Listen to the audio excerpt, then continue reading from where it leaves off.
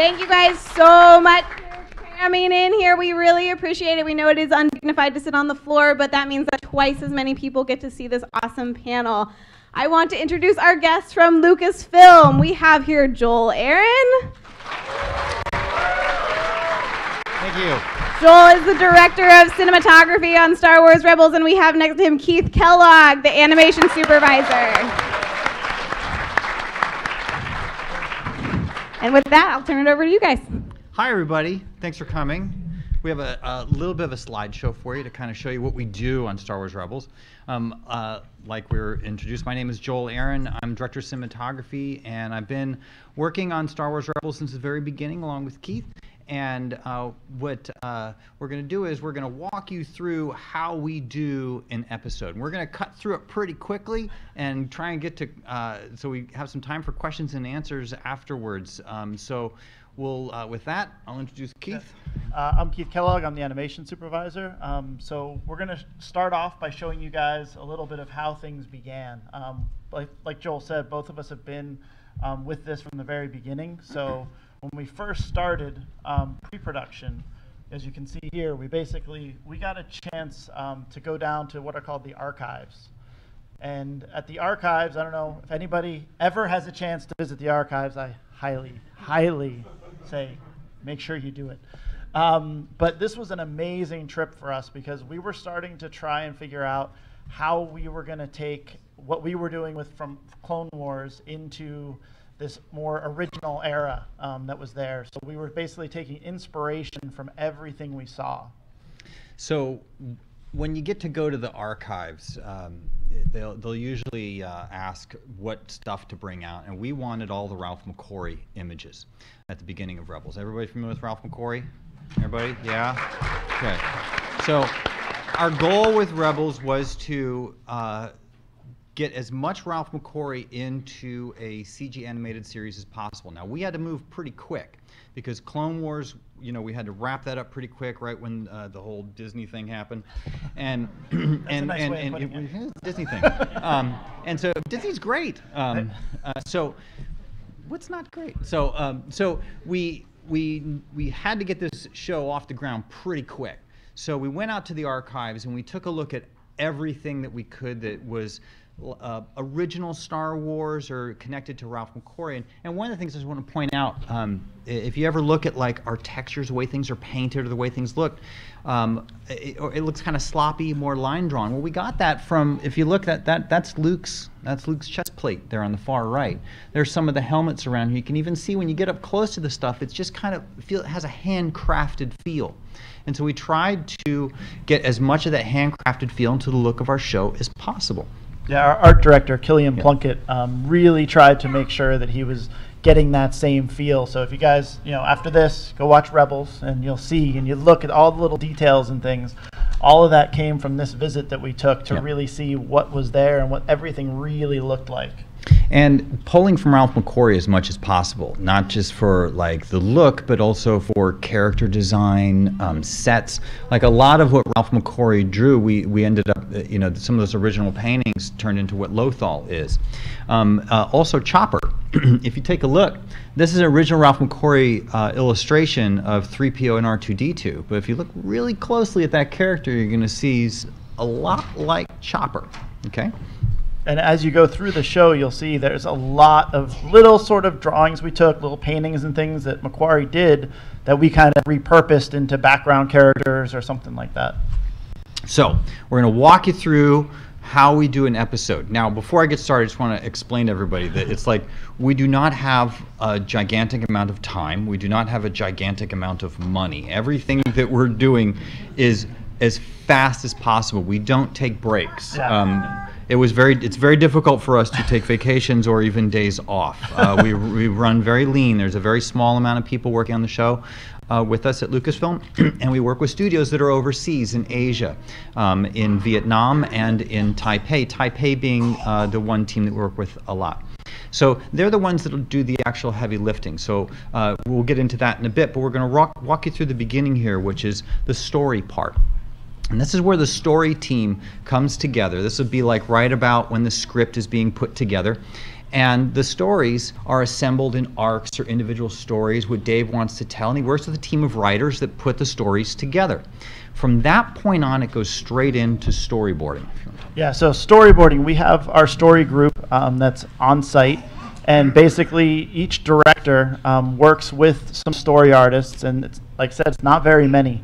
There's basically 3 story artists, 1 per act. We break our shows up into 3 acts. So 1 story artist is responsible for doing an entire act with a director overseeing it. So that process takes about 8 to 9 weeks or so for the entire thing, going from script all the way through story. And we'll get reels like this that we'll show you, so you can kind of see exactly. Sometimes they're rough. Sometimes we do 3D story stuff for like ships and things flying. It's a lot easier for the overseas studios to kind of be able to interpret that a lot better than sometimes some of the drawings.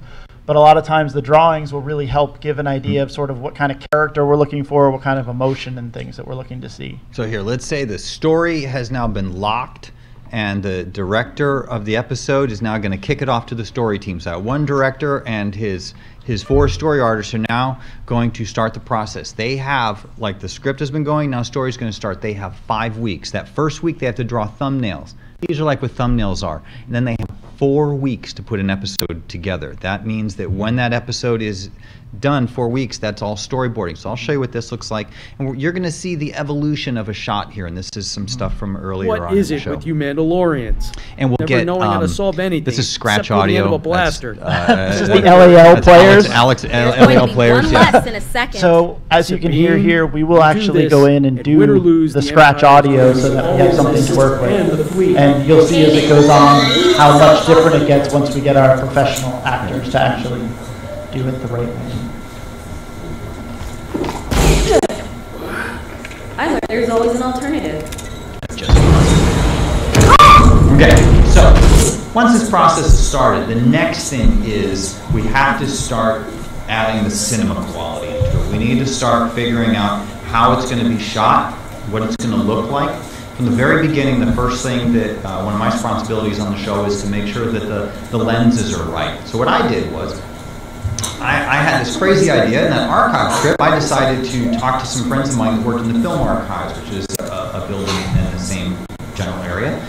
And I just thought, from all my years on set, of I wonder if there is actual set information from A New Hope that is the sheet of paper that documented everything that was shot on that day. That would tell me what lens was used, which select George wanted. And so what I did, I worked with the fabulous women in that department and some interns in a very, very well air-conditioned room.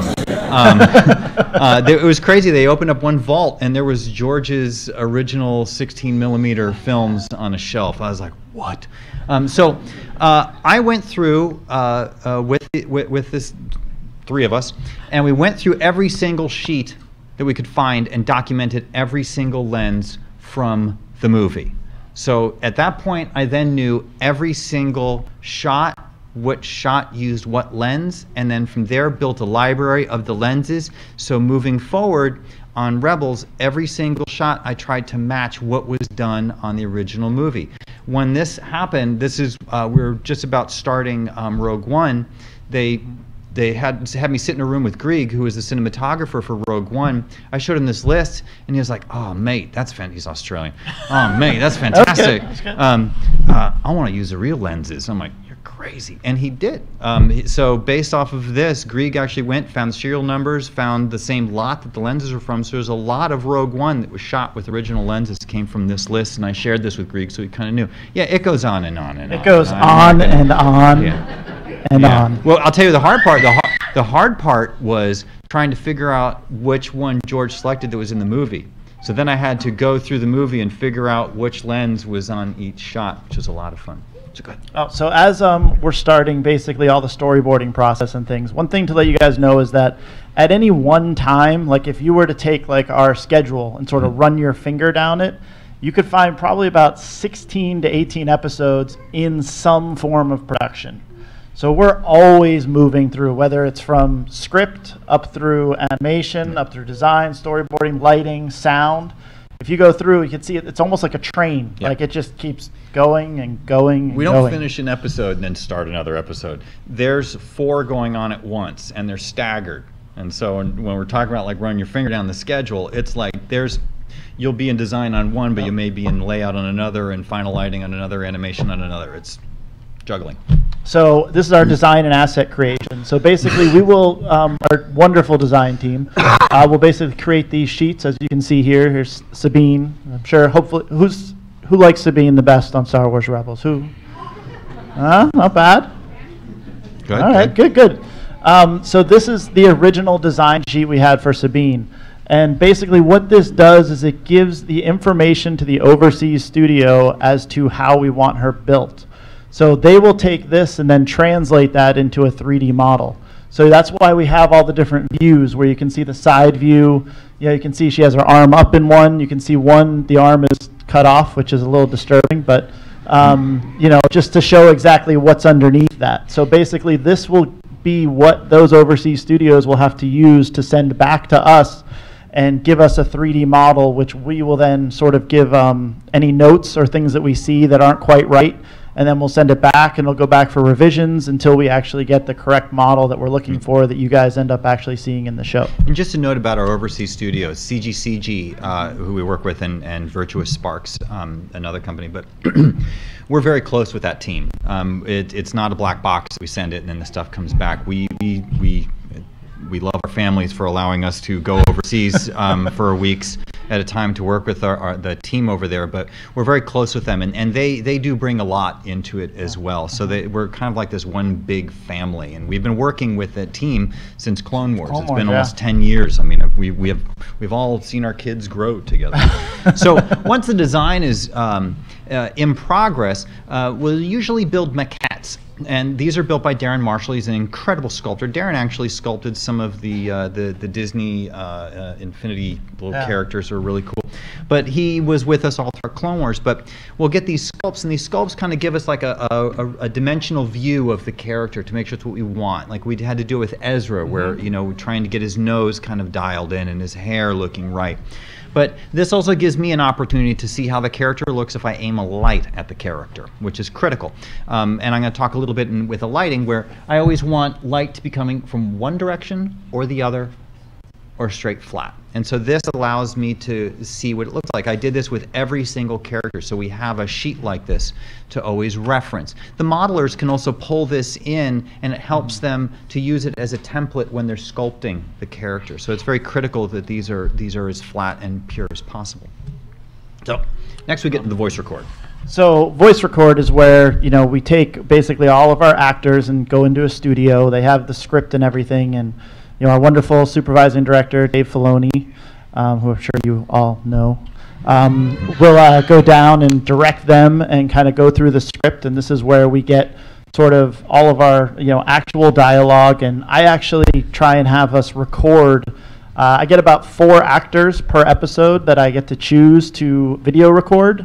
And what we do with that is, a lot of our animators, well, most of our animators, I guess 90% of our animators don't actually speak English. So this gives them an idea in terms of like how the jaw's opening and sort of some expressions and things to get them sort of started on things. So I'll let this play here. You can kind of see. Just like I said, you rebels fight battles you can't win. She's alive. Barely. We can't let you attack our fleet, but we'd rather leave here as friends. He's already the enemy. I'm not planning on dying. I'm afraid the only way you're getting out of here alive is if she kills me, and that is not going to happen. What is it with you Mandalorians? Never knowing how to solve anything except through the end of a blaster. Sabine, you do this. You're no better than him. You have to trust me. Sabine, you make this choice, and win or lose, the Empire is going to be all over this system and the fleet. Kanan, you need to stop talking now. There's always an alternative to fighting. And I will say one of the things with this cast that was really interesting, even compared to Clone Wars, was our cast is so much like these characters. Mm-hmm. Like, if you lined our cast up, you could go, all right, Tia, that's Sabine, that's Hera, Freddie, that's Kanan. And like Freddie and Taylor have an exact relationship like Kanan and Ezra. Like it's really uncanny how close to these characters they actually are. So I'll let Keith talk about animation. To give you an idea what we have to do here, this is with time, excuse me, I'm getting over a cold. Talking is a lot of fun. We have to do about 400 shots an episode. And Keith's got 10 weeks. 10 weeks? Nine. Nine, yeah. 9. Why, this is We old. get budgeting. It goes down as we keep schedule gets squeezed towards the end. So yeah, we have about 400 shots that we work on per episode. We get 9 weeks, as he said. We have a pretty small team, nothing really big. So I basically will start off by getting all these shots in each day. So basically from our overseas studios, anywhere from about 80 to 100 shots or so a day will come into me. And I'll go through and I'll actually sit there with, there's my coordinator is actually right back there, sitting there. That's Alia. You can say hi, Alia. She's really not happy. I just pointed her out. But yeah. Make her feel uncomfortable. Perfect. Thank you. So we will basically have a daily session where we will go through all the shots, and I'll give notes on all the different shots to try and make sure all our timing is correct and the lip sync is right and the emotions are correct until it's what you guys actually see when you actually watch the show. Just like I said, you rebels fight battles you can't win. I assume Hera is the pilot I shot to pieces earlier. I guess she didn't make it. She's alive. Barely. So that gives you an idea of how we took from the storyboards to what, different sort of interpretations and things. One of the other things that I'll do is I will act out a whole lot of characters. And it's very, very rare that I actually show myself acting. He has a window, and you can see in his office, and you walk by and see, just talking to a camera. Thanks. I'm an animator. I'm not an actor. I'm in the dark. My office is dark. Like you walk into a room with the lights off. That's my office. You go, Keith, lights are on. We are two sides. Yeah, it's pretty funny. So I will basically go through each episode, and I end up acting out probably about a third of the episode. And the idea is to try and make sure our overseas studios know what we're going for. See, we're moving so fast that we can't sort of be off track. So the more information I can give them up front, sort of exactly what we're looking for in terms of acting and who the characters are, the better off we'll be as we go. And then I don't have to have a shot come in that's just like, oh. It's really nicely animated, but so not what we're looking for. So I will, as Joel said, sit in front of my computer and a camera. And here's an example sort of me acting as Hondo. And you can turn recording devices off now in the back. And I don't want to see this anywhere. Okay, go ahead. Hashtag Keith video reference. Oh, well. Oh, why didn't it play? Uh-oh. Oh, you lucked out. Oh, Did you yes. luck out? Did you hack into this thing? Hang on. Oh, maybe it's not going to work. Boy, that'd be lucky you. It would. And then he has his little aside, so, oh, wow. I was just getting to that. You see, you are good. You wanted something, you see, you are good. And you can kind of get the hand up there. You see, you are good. Something like that. This is what. Oh, well. I was just getting to that. So, you see, this is why you are good. This is why I prefer to do business with the Empire.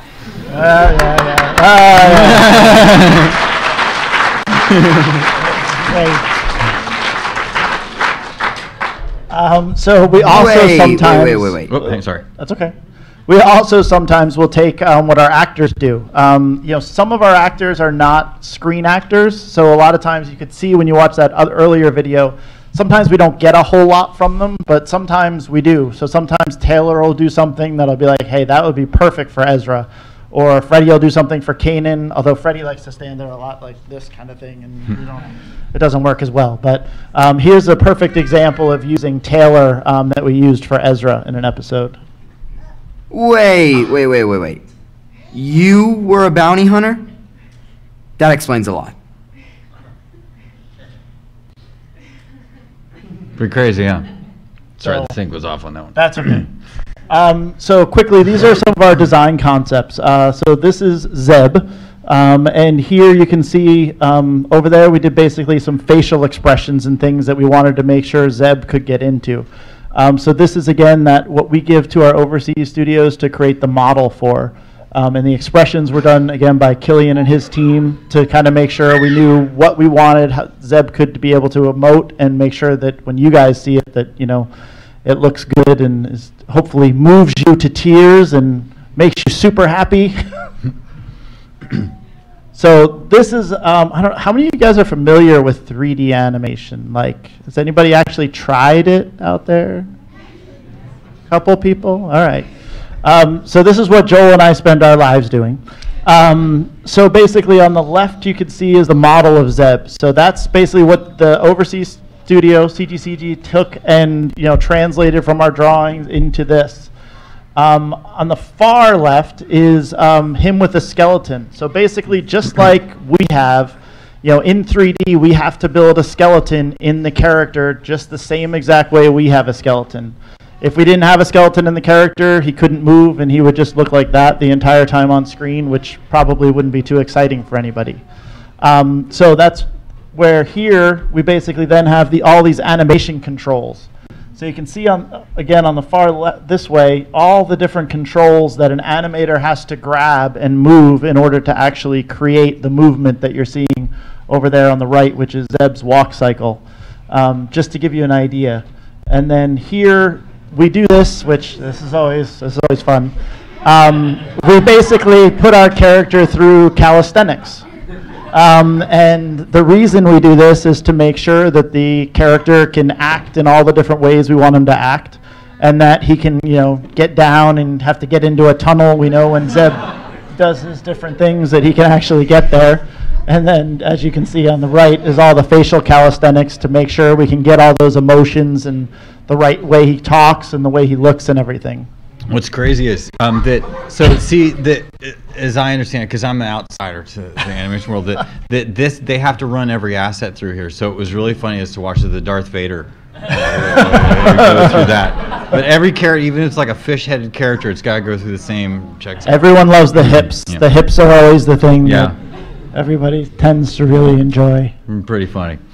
Okay, so once the animation's going, lighting and effects gets going. And very similar to Keith, we have very limited time to execute the episodes. There's a lot of preparation that goes into figuring out the look of an episode. It can even come from ideas that Dave might have in passing. He'll come up and go, we're doing this one episode. The first thing that came to mind while writing it was Close Encounters of the Third Kind. You can usually tell whatever Dave's into because whatever music is blasting out of his office is, like he one time went to a meeting and left the Prometheus soundtrack playing. Yeah. And for anyone that has, the Prometheus soundtrack, it's only like 25 minutes long, and this thing was on loop, like for 5 hours, lasting for hours, and no one's gonna go in there. I'm not going in there to turn it off. Anyway, so we'll have these discussions about what we want the episode to look like. Now from there, I have to work with my lighting team, to get the lighting looking right. Now, we don't approach the show as like I said, it's not a black box. We have to think about it, and so a lot of the work that goes into the look of the show is based off of classic art. Does anybody in here study art history at all? Does anybody paint and do all that? Does anybody know what a Rembrandt triangle is? Okay, I'll discuss that in a second, but Rembrandt, Vermeer, these are artists that everyone should be familiar with. These are artists that are influential to even Ralph McQuarrie, okay? Because these guys are the masters. There's movies and books about these guys that's just wonderful to study. When it comes around to a local museum, it's also good to go and just study the artwork to see how people were creating art hundreds of years ago. So With our lighters, what I like to do is I like to target Rembrandt. Rembrandt's an easy go-to. I also reference a lot of movies. I'll talk about that in a sec. But when I talk about the Rembrandt triangle, it's very simple. I have every single character on the show lit exactly the same way. You just can't tell because they're in a different environment. But what I mean by that is I light with using a Rembrandt triangle as a target. Anybody know what that means? Rembrandt triangle? Okay, you're going to learn something here. It's an art thing. So Rembrandt triangle is the triangle of light that is on the shadow side of the face. It also means that there is a 45-degree angle light shadow underneath the nose. So I had to work with the lighters, and it took years to get to this, to get to a point where all the lighters kind of understood how to light for the Rembrandt triangle. And for anybody that takes pictures of anybody, if you're ever lining someone up to take their portrait, just move them around until their face just allows a little bit of light to hit the shadow side of the cheek, and you got a good portrait. So that's kind of our target. Now from there we need our influences. Well, the influences are going to be the look and feel of Star Wars. Okay, so when Rebels first started, like with anything, if you guys study for anything, you know what it's like to have to get all the material together and research it. So I had Star Wars playing over and over again in my office at the beginning of Rebels. I started picking it apart. I was also watching it, trying to figure out the lenses from that big gigantic lens guide. And just picking out every tiny little thing I could find from Star Wars, the original New Hope, to try and put into our show. We also have a gigantic database. If my wife was here, this is awesome. So my wife works at the company too. She manages the data information system. So what we have available to us is basically anything that was ever done for Star Wars, period. A napkin sketch, a note, anything is inside of this database. All the original Ralph McQuarrie images, and it's scanned. This continues to grow to this day. It's always evolving. It's keyworded. I can go in and type Mustafar, and whoop, I got everything. So from there, I'm pulling out images that give me inspiration for how I want the set to be lit, how I want certain scenes to be lit, what the camera moves were like, what lenses were used, how does it look inside the cockpit. We have a little bit of an added challenge that we don't have depth of field, so I can't put the background out of focus. So everything has to be flat like a McQuarrie painting. But I'll always pull from these images, and if you note there, note the Rembrandt triangle and Leia right there. You know, you can always see. Now I want you to look for that. Even when we start moving forward through the images, just look for that Rembrandt triangle with the lighting. And it's the same throughout, like any set we go on to. If we go into the Tantive, funny story, my very first day on Clone Wars, I'm walking into the building, and I've been with the company for now 26 years. And I used to work on feature films. And I came to work on animation right about the time my daughter Charlotte was born. And I walk up the stairs, and I had never met Dave Filoni before. And there's Dave Filoni at the top of the stairs, and he's like, "Hey, new guy, what's the name of the ship that Leia was on at the beginning of New Hope?" And I was like, "Oh, shoot." Ran upstairs and 10 to 5. Got it. So it's like I now know what this ship is called. So along with the set, I also, the very, very first day that Dave officially called me onto the show, I said, "I want to read you the lightsaber. I don't want to do a lightsaber, it's a tube anymore." This is the number one question I get the most about a lightsaber. Why lightsaber so thin? Why does it wiggle so much? I'm like, well, when Star Wars came out, you know, the lightsaber looked like this. So I went and did a bunch of research. I got in touch with Roger Christian. I got in touch with everybody that worked on the original movie to find out as much information I could about the original lightsaber. Anybody know how the original lightsaber works? Anyway? Okay. What is it? Huh?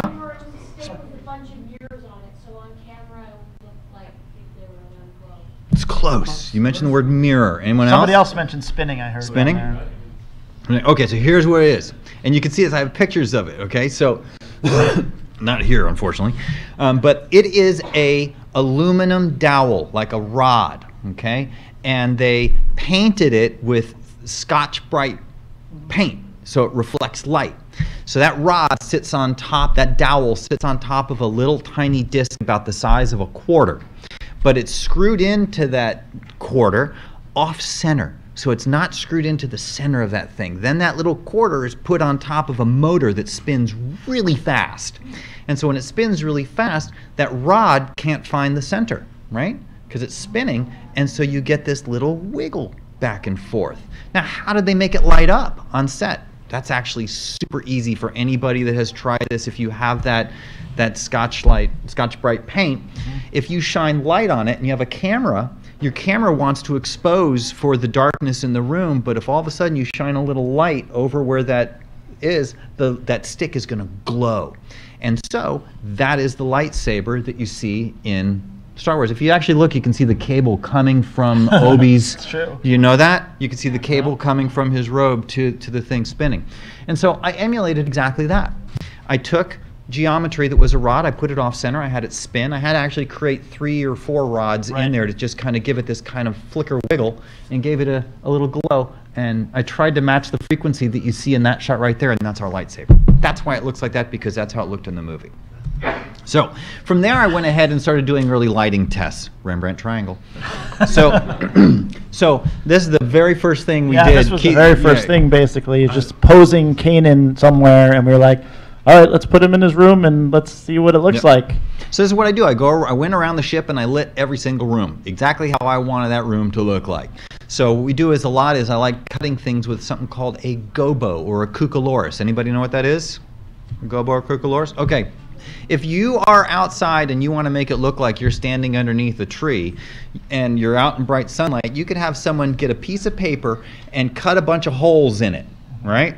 And then hold it over outside a frame and let the light come through, and it'll cast these shadows, right? Where the paper is, and just let light come through in small little areas. You see that in anime a lot. But we do that a lot to kind of make the set look more complicated. So I'll cut the wall with shadows. I'll make sure that he's Rembrandt lit and make the room seem extra moody. So once that's happened and I've got the look of the show, I know what it's going to look like, we start our lighting concepts. And what you're seeing here is all the lighting concepts done by an artist named Chris Voy, who is our original lighting concept artist. Chris is an amazing artist. Right now we're working with Amy Beth Christensen, another phenomenal, amazing person, and Molly Denmark, who did a lot of these LCs. But we work with these great artists that have this history, like ABC and Chris Voy, that know Star Wars so well. And so they're able to put as much into it into these quick illustrations.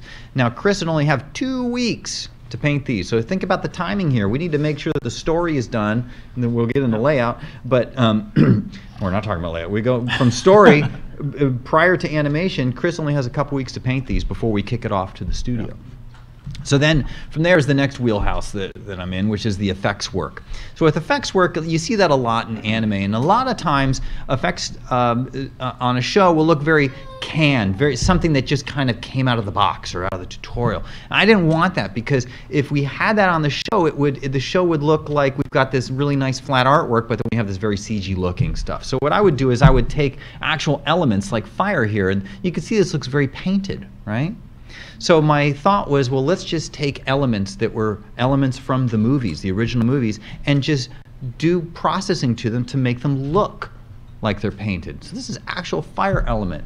These are fire elements that would have been used on the stage. A lot of the fire elements, any element I try and get are elements that they would shoot on a stage that may have been used in the actual movies. I try and always target those. If I don't have that, I'll go ahead and paint it. So I painted a bunch of clouds here. Painting clouds is maddening, because you don't know when you're done with the cloud. It's like painting a white room. You don't know where you started, and you don't know when you're done. So here, what I do is I just take these, instead of like making it very expensive and having this gigantic, expensive computer system to have to generate these volumetric clouds, I just take these as paintings, and I put them in the 3D scene that's been animated by Keith and his team, and it looks like you're flying through clouds, so that we get a more painterly look. If I don't have it painted, then what I'm going to do is I'm going to create my own element. And this is when the iPhone 6 had come out. This was so much fun. So this was actually Keith's old office that was empty. And I grabbed Ed, our pipeline guy, and I said, hey, I want to shoot some elements. So I grabbed 2 desk lamps. I grabbed some manila folders to mat out the lights. I got a black backdrop. I then went and got Splenda, sugar, and salt, and I put it in a paper cup, and I would just shake it down like this, and I would shoot it with slow-mo on my phone, and who knew slow-mo had so many frames? Holy cow. Yeah, we filled up a lot of disk space. So I used all these elements, and I just kind of took what I needed out of that element, and we would comp it into that sequence there. So immediately I'm using something that just took me about 20 minutes to do, and boy, we got to start flying. We got 5 minutes. Let's talk about the wolf. Okay, so we're gonna quickly, one thing that Dave gave us, and this is a brand new thing for season 4, is that, I don't know how many of you guys actually know Dave Filoni, but he does tend to like wolves. And Joel and I have been hammered over the head that if we're gonna put a wolf in Star Wars, then it better be a great looking wolf. We don't necessarily have the time to make a great looking wolf all the time, so we spent a couple months trying to develop this and figure out how we were going to make it work. And he showed us these concepts, obviously, from Princess Mononoke, and this was sort of our guideline to try and say, can you guys make sure that this looks really good on screen like this? And we would watch reference over and over again, and this is like, I'm going to skip ahead here. We would watch Princess Mononoke. Everyone know the movie? We're going to talk about great. We love that wolf. We tried to make that wolf on our show. Nicely done. Yeah, and then we went to the zoo. So yeah, we actually went and was recording these wolves that were at the San Francisco Zoo, and we just watched them and got all kinds of recordings to see sort of how they moved, what kind of what their fur did, what kind of textures and things, and obviously we were going to translate this to our world, which is this. So this was sort of our walk cycle that we started with for these wolves, and they're not just wolves. You can see they've got like a little bit of like reptilian to them, like they're a Star Wars wolf. So then we did a run cycle of trying to figure out how this thing moves and what we could do. And one of the other things Dave really wanted was he's like, hey guys, wouldn't it be great if like the fur moved? And so, as you can see up there, you saw all the other controls that we have on our characters. We added 418 fur controls. And so I created this cycle, basically, that the animators could put into the shots that would kind of just mimic the first sort of look. And I remember working on this and had to like finally show it to Dave for the first time, and I was like petrified. I was like, oh my God, please like this.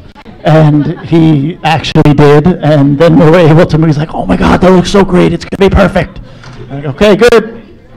But then he said it'd be really cool if when people sit on the wolves that they interact with the fur, and it's a lot of extra work. So immediately, anyone that's heard me talk before, I just cheat through my teeth to get visuals to make you believe that something is happening. That's kind of the wonderful thing about working visual effects. So what I did is I took a piece of the wolf off.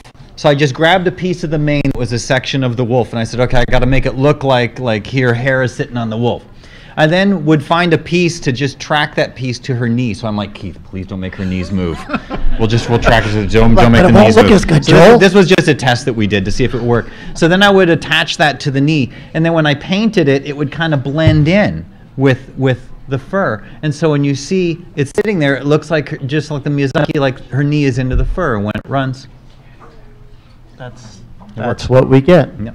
So now we've put the whole episode together. We've walked you through everything, and this is the final animation of everything. I got to rush here because I want to show our season 4 trailer real quick. And then get some questions. You guys have seen this episode, hopefully. Really good. It's very good. So I'm going to skip my paint overs here and jump straight to. So here is what it looks like to see, give you an idea. Our storyboard. If you watch all 3, you can see how things are translated from one stage to the next.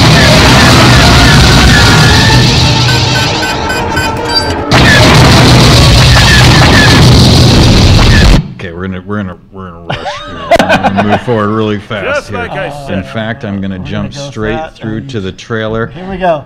Okay. So here's our season 4 trailer for you guys who hopefully have seen it already, but get to see it on the big screen. Ready? And we'll jump into questions after this. Yeah, let's turn the lights off. Be good. I like that. Seriously, my office is so dark. I go outside and it takes me, like if I go out in the hallway, it takes me about a good 2-3 minutes to just adjust. Here we go. There you go. Ezra! What happened?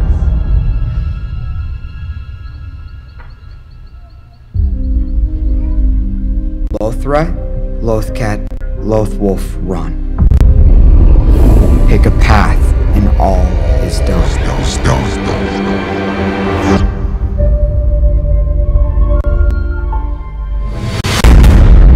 What's the status of the Imperial occupation?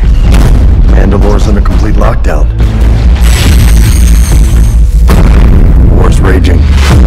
It's time for you to prove your loyalty, not just to your family, but to all of Mandalore.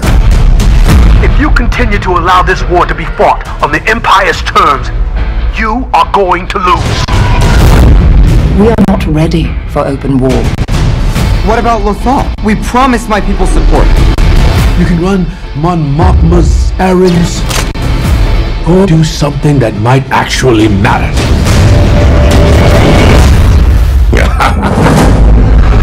Your TIE Defender is at risk. Krennic has been quite persuasive about his own project. Stardust. What about the blockade and Admiral Thrawn? Are you confident your ship can get in and out undetected? We don't call it the Ghost for nothing. Woo! Got him! Capture Captain Singular. It will be done.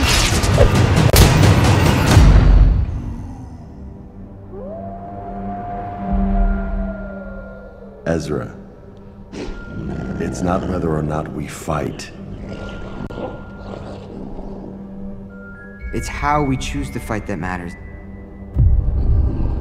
I know, Kanan. Maybe we're choosing the wrong way.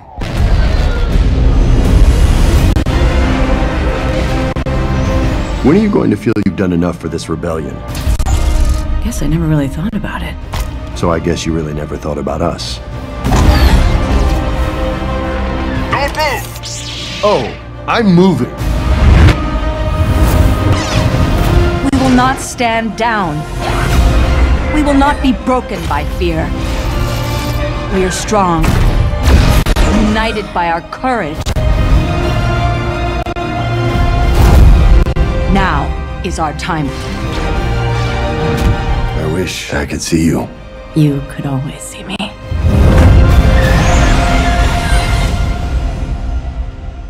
All the paths are coming together, right? I'm just not sure if we're going to like where they lead.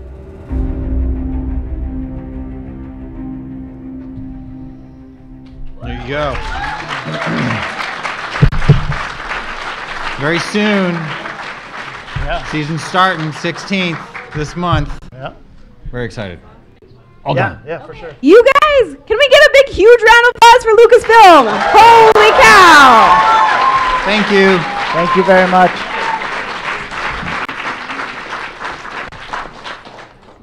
Okay, does anyone not have a poster? If you guys do not have a poster, Prashanti will be over at that door with the posters, okay? So exit that way and make sure you grab one on your way out.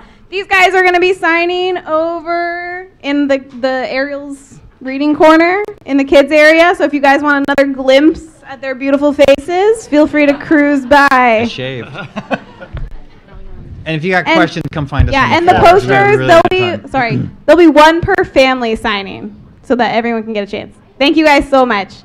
Thanks, guys. Thank you very much.